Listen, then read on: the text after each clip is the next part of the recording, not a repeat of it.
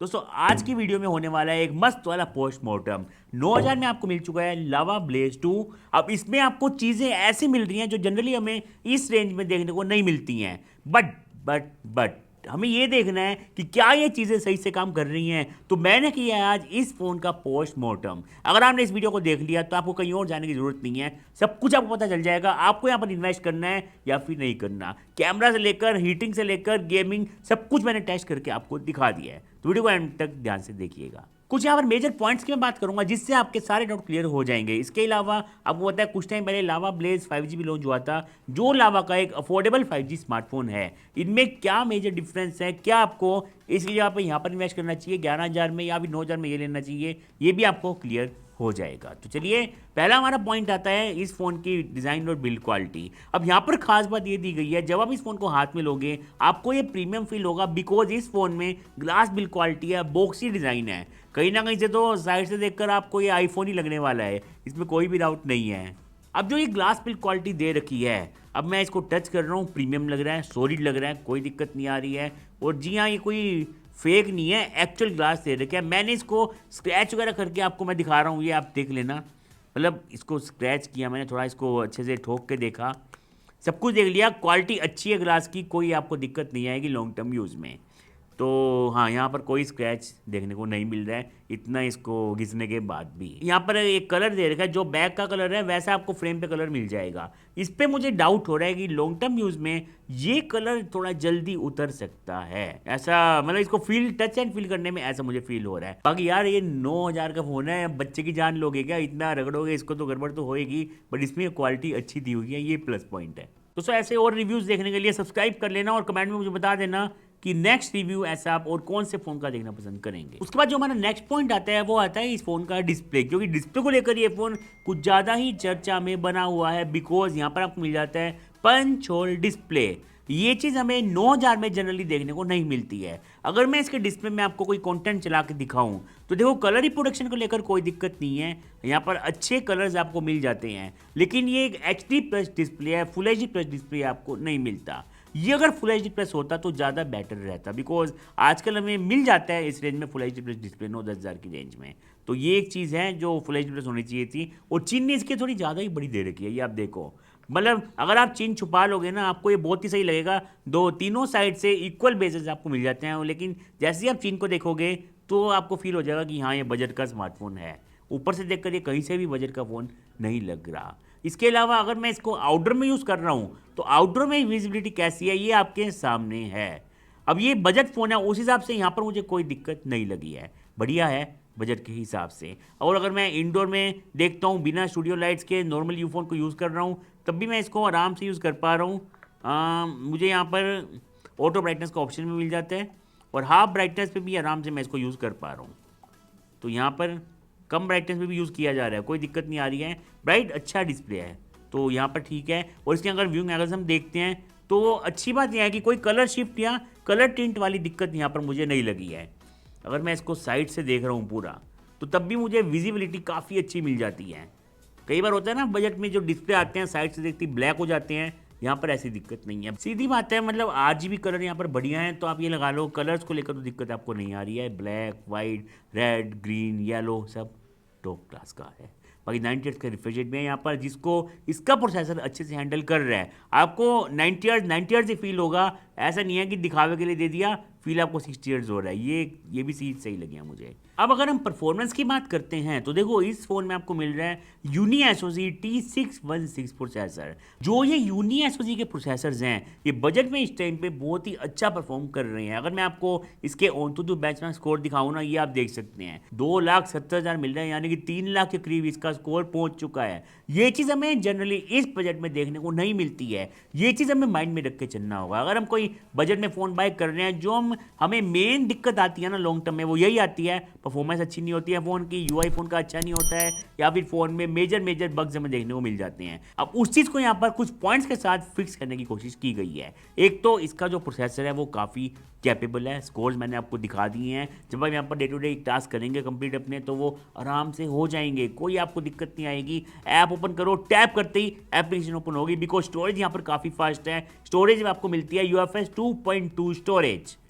तो अगर स्टोरेज यहाँ पर 128 GB मिल रही है ना, वो फास्ट वाली स्टोरेज है।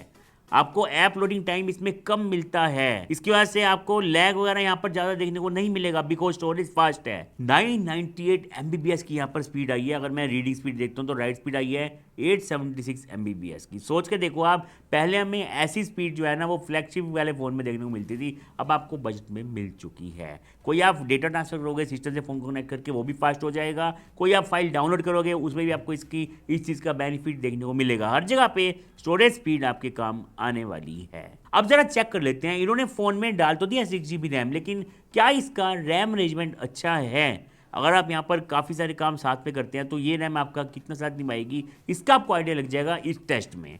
मैं यहाँ पर 8-10 मतलब काफ़ी सारी ऐप 10 ऐप खोल दूंगा एक साथ, फिर हम चेक करेंगे कितनी ऐप रैम में है कितनी नहीं है।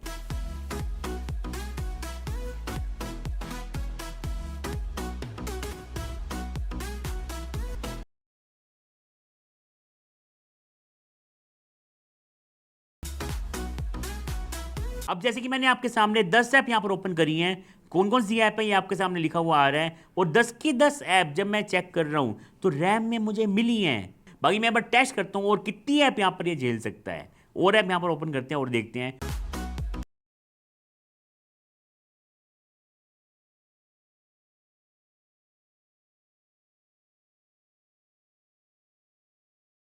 15 ऐप तक मैंने ट्राई कर लिया, कोई दिक्कत नहीं आई है। बाकी मैं और ज़्यादा खोल के लंबा नहीं खींच रहा, वीडियो लंबी हो जाएगी। कुछ तो रैम करो, बजट का फ़ोन है। फिलहाल ये प्लस पॉइंट है, रैम मैनेजमेंट इसमें काफ़ी अच्छा है। 6 GB में रैम एक्चुअल में वर्क कर रही है। अब जरा हीटिंग की बात कर लेते हैं। मैंने यहाँ पर काफ़ी देर तक गेमिंग खेल के चेक किया कि क्या यहाँ पर हीटिंग इशू आ रहे हैं या बैटरी ड्रेन कितनी होती है। तो जैसे कि अभी मैं आपको टेम्परेचर दिखा रहा हूँ कितना है फ़ोन का, और बैटरी भी आप चेक कर लो कितनी, फ़ोन की ब्राइटनेस भी आप देख लो। अब हम यहाँ पर गेमिंग करेंगे और देखते हैं गेमिंग खेलने के बाद हीटिंग कितनी आती है और बैटरी कितना ड्रेन होती है फ़ोन की।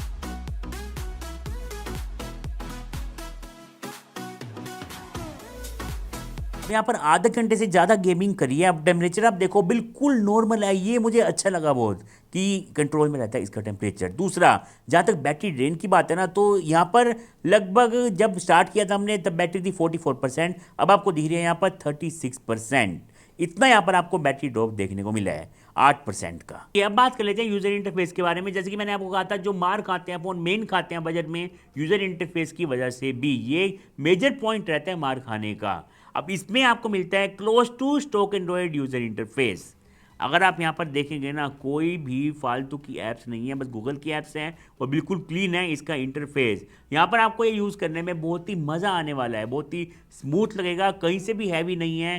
तो ये देखो आप, सही है यार, मतलब कोई लैग, एड्स, ब्रोटवेयर कुछ पंगा ही नहीं है यार। ये चीज़ मुझे मस्त लगी है। आपको यूआई से तो कोई डिसअपॉइंटमेंट नहीं होने वाली है, मज़ा आएगा आपको इसको यूज़ करके। तभी यहाँ पर इतना रिस्पॉन्स हमें अच्छा मिल रहा है रैम मैनेजमेंट का भी, बिकॉज यूआई इसका हैवी नहीं लगता। हैप्टिक फीडबैक यहाँ पर दे रहे हैं वाइब्रेशन वाले, बढ़िया है, ठीक है, मतलब बजट के हिसाब से कोई दिक्कत नहीं है इसमें। हाँ, पंगा एक है यहाँ पर, एंड्रॉयड 12 पे ये फ़ोन चल रहा है, जबकि हमें इसमें एंड्रॉयड 13 मिलना चाहिए था, नया फ़ोन ये लॉन्च हुआ है। तो अब यहाँ पर इन्होंने प्रॉमिस किया है एक मेजर अपडेट आपको मिलेगा, एंड्रॉयड 13 तक ये फ़ोन जाएगा, और साथ में आपको 2 साल का सिक्योरिटी अपडेट यहाँ पर मिलता रहेगा। चलिए अब बात कर लेते हैं कैमरा के बारे में, जिसका आप बहुत देर से वेट कर रहे हैं। आप देखो, इसके कैमरा का क्या है ना, मैंने इसको अच्छे से टेस्ट कर लिया है, हर कंडीशन में देख लिया है। तो पहले ही मैं आपको बता देता हूँ, अगर आपकी प्रायोरिटी कैमरा है तो बजट फ़ोन से आप ज़्यादा उम्मीद मत रखा कीजिए। वही चीज़ यहाँ पर भी लागू होती है। मैंने यहाँ पर इसको indoor, outdoor, low light, daylight हर जगह पे टेस्ट कर लिया है। ये कुछ सैंपल आप देख सकते हैं। अब क्या है ना, कलर्स को ये बहुत ही अजीब कर दे रहा है, लाल लाल सा कलर बना दे रहा है ये आप देख सकते हैं। मैं आपको 2 पिक्चर दिखा रहा हूँ, एक में कलर्स आपको कितने बढ़िया लग रहे हैं, एक में कैसे लग रहे हैं। तो दूसरी ये पिक्चर है, ये है लावा ब्लेज 5G की। मैं आपको सीधा कंपैरिजन ही दिखाता हूँ इनके कैमरा का, ये दोनों की इमेज आप देखो। जो लावा ब्लेज 5G है ना, ये मच बेटर परफॉर्म कर रहा है कैमरा के मामले में लावा ब्लेज 2 के कंपैरिजन में। हर कंडीशन में ये चीज़ आप नोटिस करेंगे। डिटेल्स भी यहाँ पर अच्छी मिल रही हैं, कलर्स भी ये अच्छे कैप्चर कर लेते हैं। हालांकि इसका भी कोई 30 मार्क का कैमरा नहीं है। अगर आपकी मेन प्रायोरिटी कैमरा है तो ये दोनों फोन आपके लिए नहीं बने हुए, बट वैसे अगर आप दोनों को कंपेयर करेंगे, बजट के हिसाब से देखेंगे, तो लावा ब्लेज 5G का कैमरा एक कदम आगे है ब्लेज 2 के कंपैरिजन में, 1 या 2 कदम भी आप कह सकते हैं आगे है। ये सैंपल देखकर ये चीज़ आप समझ जाएंगे, ऐसा मैं क्यों कह रहा हूँ। मेन तो कलर साइंस पर इसको पूरा काम करना पड़ेगा, मतलब लाइट्स को ये कंट्रोल ही नहीं कर पाता, अब अजीब से कलर बना देता है इमेज में। इंडोर में भी यही दिक्कत है, आउटडोर में भी यही दिक्कत है। और गलती से अगर आपने यहाँ पर कोई इमेज ऐसी कैप्चर करी जहाँ पर एचडीआर की जरूरत है, तब तो ये कई बार अगर आपकी बैकग्राउंड पे मान लो, जैसे कि मैं ये दिखा रहा हूँ मेरी बैकग्राउंड पे, ये वाइट कलर का बैकग्राउंड है, मतलब बिल्कुल प्योर वाइट भी नहीं है, थोड़ा सा वाइट शेड में जाता है। अब मैंने ये पिक्चर कैप्चर करी, इसने इमेज की बैकग्राउंड को ख़त्म ही कर दिया और आर्टिफिशियल बना दिया सब्जेक्ट को। जबकि लावा ब्लेज 5G ने इस चीज़ को मेंटेन रखा था, लेकिन इन्होंने लावा ब्लेज 5G में क्या किया, साइडों में अलग सा बॉर्डर दे दिया सब्जेक्ट की साइडों में, जैसे कि वो ग्लो कर रहे हैं। तो जब डे लाइट में यहाँ पर ऐसी परफॉर्मेंस है, तो आप समझ जाओ लो लाइट में आपको क्या ही मिलेगा। डिटेल्स खत्म, लो लाइट में हल्का सा आपका हाथ शेक हुआ, हल्का सा भी, फोटो खींचने के बाद भी आपने एकदम शेक कर लिया हाथ को, तो पिक्चर आपकी ब्लर हो जाएगी या फिर खत्म हो जाएगी। थोड़ा आपको ध्यान रखना पड़ेगा इस चीज़ का। अगर आप कम लाइट में थोड़ी फोटो कैप्चर कर रहे हैं, फोटो क्लिक करके आपको स्टेबल रहना होगा, तब जाके आपकी फ़ोटो थोड़ी बहुत आपको यूजेबल दिखेगी। अब ये चीज़ ज़्यादा देखने को मिल रही है लावा ब्लेज 2 में। 5G में भी दिक्कत है, लेकिन फिर भी वो बेटर परफॉर्म कर रहा है लो लाइट में भी, इंडोर लाइटनिंग में भी, ब्लेज 2 के कंपैरिजन में। और वीडियो का ये सैंपल आपके सामने है, कैसे आपको किसमें क्वालिटी मिलती है। ये ऐसे वगैरह तो भूल जाओ, बाकी आपको जो स्टेबलाइजेशन है, क्वालिटी है, वो ऐसी मिल रही है इन दोनों से। तो कुल मिला के ब्लेज 2 का कैमरा को अभी काफ़ी इंप्रूवमेंट चाहिए। ब्लेज 5G का कैमरा इसके कंपैरिजन में थोड़ा आगे है, 1000-2000 बढ़ाकर आपको ये फ़ोन मिल जाता है। तो आप देख सकते हैं, अगर मैं दोनों फ़ोन का डिज़ाइन और बिल्ड आपको दिखाऊँ ना, तो इन एंड फील वगैरह में दोनों फ़ोन वैसे तो प्रीमियम है, लेकिन जो ब्लेज 5G है ये थोड़ा स्लिम फ़ोन है और पीछे मैट आपको दे रखा है थोड़ा, और वो प्रीमियम फील होगा आपको हाथ में लेते ही। फ्रोस्टेड ग्लास वाली यहाँ पर फीलिंग आ रही है, और यहाँ पर थोड़ा ग्लोसी ग्लास दे रखा है। दोनों मस्त लगते हैं, वैसे कोई दिक्कत नहीं आती है दोनों को यूज़ करने में, इतना मैं आपको कह सकता हूँ। बाकी डिस्प्ले की क्वालिटी में ये इसमें फुल HD प्लस डिस्प्ले आपको मिलता है ब्लेज 5G में, और यहाँ पर है HD प्लस डिस्प्ले। परफॉर्मेंस में ये 5G फ़ोन है, Dimensity 700 प्रोसेसर है इस फ़ोन में, अच्छा है, ये भी बढ़िया है। और यहाँ पर यूनी SoC T616 आपको दे रखा है। परफॉर्मेंस के मामले में दोनों ही टॉप क्लास के हैं, लेकिन तो यहाँ भी ये थोड़ा आ गया परफॉर्मेंस में, लेकिन प्राइस भी फिर इसका ज़्यादा है लावा ब्लेज 2 के कंपैरिजन में। अगर आपको बजट में एंट्री लेवल फ़ोन चाहिए 9,000 का, तब आप लावा ब्लेज 2 में इन्वेस्ट कर सकते हैं, आपका पैसा बिल्कुल वेस्ट नहीं होगा। हाँ, जो मैंने आपको कमियाँ बताई हैं फ़ोन में कैमरा वगैरह की, अगर उनसे आपको फ़र्क नहीं पड़ता तो आप उठा लो, ज़बरदस्त ये फ़ोन है। फिंगरप्रिंट स्कैनर भी साइड में दे रखा है, ये फास्ट है, टैप करते ही फ़ोन अनलॉक हो जाएगा। स्पीकर यहाँ पर आपको सिंगल मिल रहा है, जिसकी क्वालिटी मैं ये कह सकता हूँ कि जो ब्लेज 5G है ना अपना, इसके कंपैरिजन में काफ़ी अच्छी है। ब्लेज 5G में पता नहीं क्या है, फटे फटे से स्पीकर लगते हैं। मैं आपको इसका भी एक बार सैंपल दिखा देता हूँ, आपको समझ आ जाएगा मैं क्या कह रहा हूँ। पहले मैं चला रहा हूँ यहाँ पर लावा ब्लेज 2 में। हमने मोहब्बत करनी है, हमने मोहब्बत की है, इस दिल के इलावा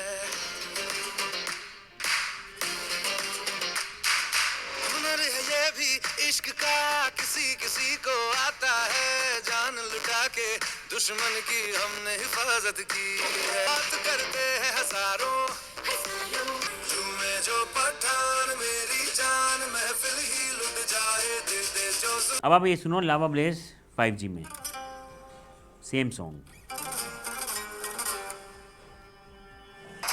हमने मोहब्बत करनी है, हमने मोहब्बत की है, इस दिल के अलावा किसी से भी ना हमने इजाजत ली है, ताकि दुश्मन की हमने हिफाजत की है। झूमे जो पठान, मेरी जान महफिल ही लुट जाए, दे दे जो जुबान। अब मैं ये नहीं जानता माइक ने इसको कितना कैप्चर किया है। यहाँ पर ये चीज़ है, लाउडनेस अच्छी करने के चक्कर में ना ऑडियो की बिल्कुल ख़त्म कर दिया ऑडियो, ऐसे लग रहा है हम किसी सस्ते रेडियो में गाना सुन रहे हैं। तो कुल मिला के बात ऐसी है, 9,000 में लावा ब्लेज 2 एक बहुत ही ज़बरदस्त पैकेज है, आप इसमें इन्वेस्ट कर सकते हैं। अगर आपको इसकी कुछ छोटी मोटी जो कमियाँ बताई हैं मैंने, उससे फ़र्क नहीं पड़ता, कैमरा आपकी प्रायोरिटी नहीं है, तो ये एक तगड़ा फ़ोन है, आप इसको बाय कर सकते हैं। इंडियन ब्रांड का है, तो ये भी अच्छी बात है कि इंडियन ब्रांड ने इतना बढ़िया काम किया है। और आजकल मैं देख रहा हूँ लावा के जो भी फ़ोन आ रहे हैं ना, वहाँ पर कुछ ना कुछ यहाँ पर यूएसपी देखने को मिल जाती है। इसकी यूएसपी है बजट में टॉप क्लास की परफॉर्मेंस और 6 GB रैम, 128 GB स्टोरेज। तो ऐसे ही लावा अगर प्रीमियम मिड सेगमेंट में भी फ़ोन ले आए ना, तो मैं कह सकता हूँ इंडियन ब्रांड इंडिया में वापसी कर सकते हैं। आप बताना मुझे कमेंट्स में कि आपको ये फ़ोन प्राइस के हिसाब से कैसा लगा। 9,000 का फ़ोन चाहिए तो ये वाला उठा लो, 11,000 के आसपास आप पे कर सकते हैं तो लावा ब्लेज 5GB आप उठा सकते हैं। दोनों ही टॉप क्लास के फ़ोन हैं। और अगर आप यहाँ तक आ गए हैं, वीडियो आपने देख लिया, तो सब्सक्राइब करके जाना, जिससे मुझे और हेल्प मिलेगी, मोटिवेशन मिलेगी आपके लिए ऐसा और कंटेंट लाने के लिए। वीडियो को लाइक कर दो, सब्सक्राइब कर दो और कमेंट मुझे बता दो जो मैंने आपसे क्वेश्चन पूछे हैं इन फ़ोन के बारे में। हम मिलते हैं किसी और वीडियो में। Thanks for watching this video.